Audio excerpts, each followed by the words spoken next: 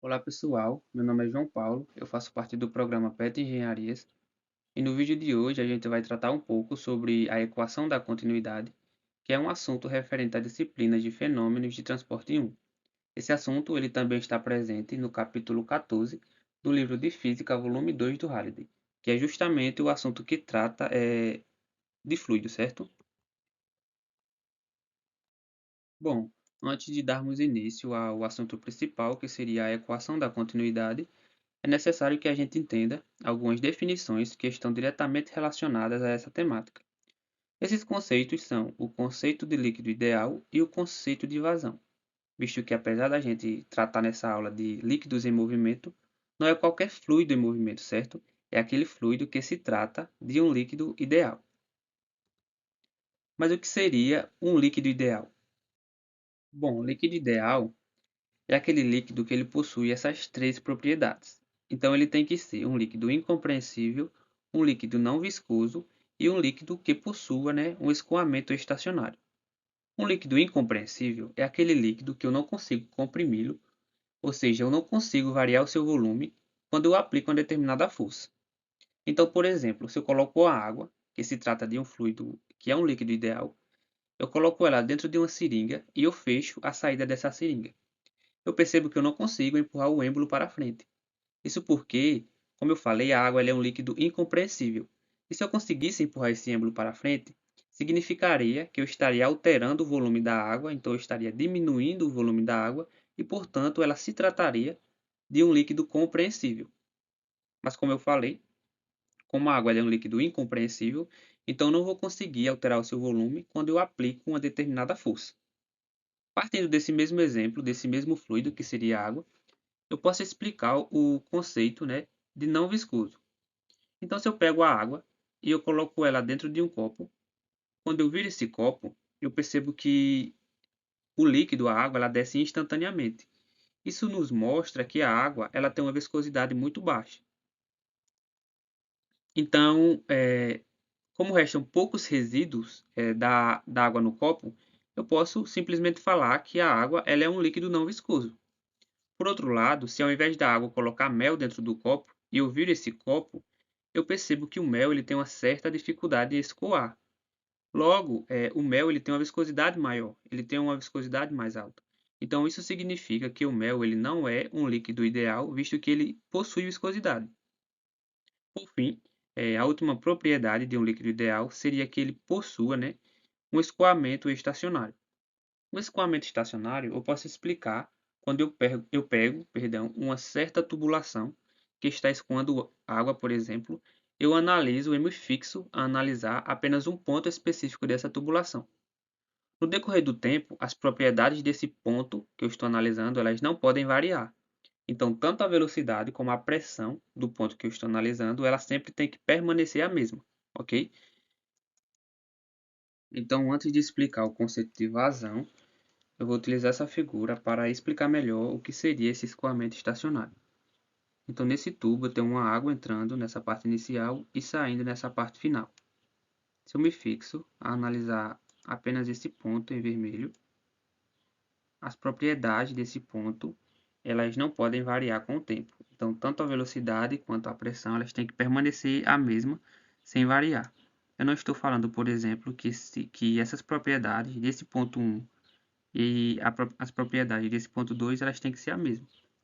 Então, a velocidade desse ponto 1 ela não necessariamente tem que ser a mesma desse ponto 2. Elas podem variar no decorrer da tubulação, mas em um ponto fixo, no mesmo ponto, durante o tempo, elas não podem mudar. Então, tanto a velocidade quanto a pressão tem que ser sempre a mesma. Agora, partindo para o conceito de vazão, a vazão ela mede o volume do fluido que atravessa uma seção transversal do tubo por unidade de tempo. Então, a partir dessa introdução, a vazão ela é basicamente o volume por unidade de tempo. Então, por exemplo, se eu tenho uma caixa e essa caixa ela tem uma fissura, então a quantidade de água que está vazando por segundo seria a vazão. Logo, a fórmula da vazão pode ser dada por volume dividido pelo tempo. Então, a unidade de medida da vazão seria metros cúbicos, que representa o volume por segundo, que representa o tempo no Sistema Internacional de Medidas. Uma outra forma de calcular essa vazão, por exemplo, seria através da seguinte forma. Se eu tenho um fluido, né, e ele entra dentro desse tubo, e eu percebo que esse fluido ele sofreu um certo deslocamento, ele teve um certo deslocamento que eu vou chamar de ΔX. Se eu perceber bem, se eu analisar bem, esse fluido ele é basicamente um cilindro. Então aqui eu tenho a altura desse cilindro, o deslocamento desse fluido ele seria a altura, já que esse tubo está deitado, e a base desse cilindro seria essa área, né, da seção transversal. E como é uma seção transversal circular, eu poderia calcular essa área como π ao quadrado, ou π vezes d ao quadrado sobre 4, quando eu estou tratando do diâmetro. Então eu vou chamar essa base de A, que seria a área, e para calcular o volume desse cilindro, eu bastaria multiplicar a altura, o dx, pela base, que seria a área, certo? Então o volume do cilindro é igual à área vezes a altura, que é o dx. A partir disso, eu posso substituir esse volume que eu encontrei na fórmula inicial. Então, ao invés de ficar vazão é igual a volume sobre ΔT, eu teria vazão é igual a área vezes ΔX dividido por ΔT. Substituindo, como vocês podem perceber, vazão é igual a área vezes ΔX sobre ΔT. Pela cinemática, esse ΔX sobre ΔT é igual à velocidade. Então, eu poderia simplificar, né, dizer que a vazão é igual à área vezes velocidade, como vocês podem observar aqui. E ao invés de calcular a vazão volumétrica, que seria justamente o que eu falei anteriormente, que seria o volume por unidade de tempo, e eu quisesse calcular, ao invés do volume, calcular a massa que está saindo dentro dessa caixa que eu citei anteriormente, eu estaria tentando procurar a vazão mássica. E a vazão mássica, ela é basicamente você multiplicar a densidade do fluido pela vazão volumétrica. E a vazão volumétrica seria justamente essa vazão que eu mostrei anteriormente. Eu coloquei esse V apenas para diferenciar a vazão mássica da vazão volumétrica, perdão. Então, a vazão mássica é a densidade do fluido vezes a vazão volumétrica, que seria a área vezes a velocidade. Então, partindo agora para o nosso tema principal da aula, que seria a equação da continuidade, esse tema ele nos permite entender algumas situações cotidianas, né? Que seria, por exemplo, se eu tenho uma mangueira e essa mangueira ela está saindo água, ela está aberta. A seção de saída desse fluido ela está totalmente livre, então a água ela está conseguindo sair livremente.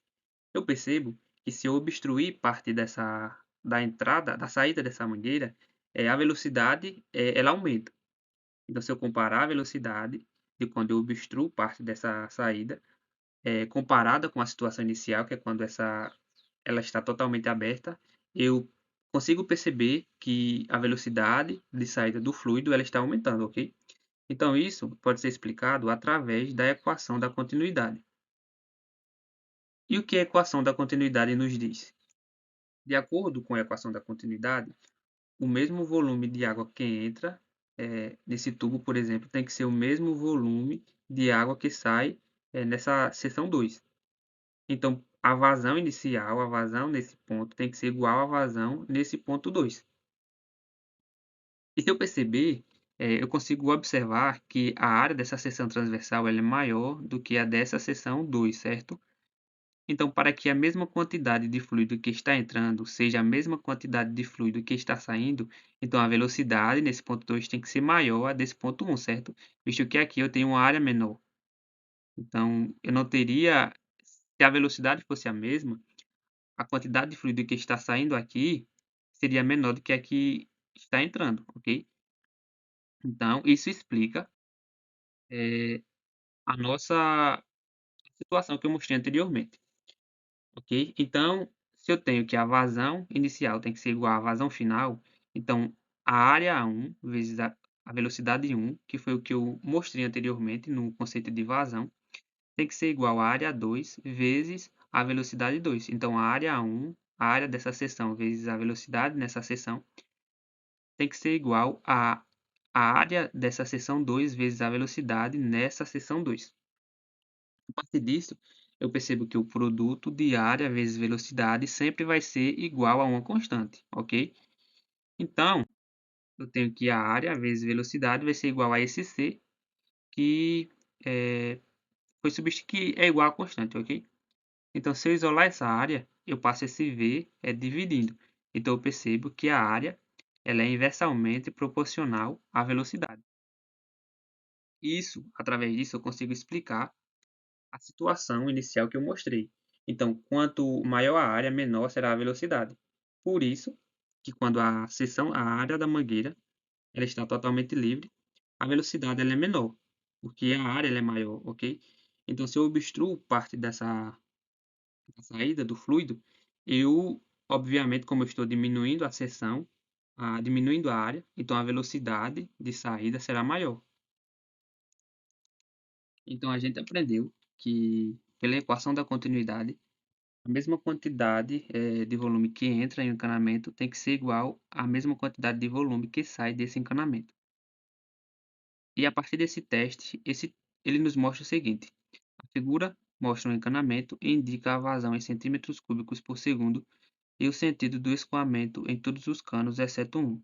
Quais são a vazão e o sentido do escoamento neste cano?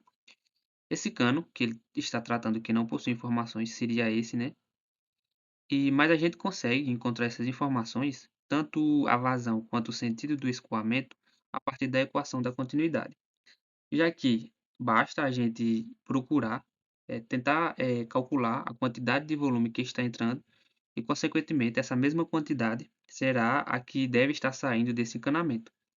Então, a quantidade que está entrando seria 4 mais 8 mais 5 mais 4, totalizando 4 com 8, 12, com 5, 17, com 4, 21 centímetros cúbicos por segundo de fluido, né, que estaria entrando nesse encanamento.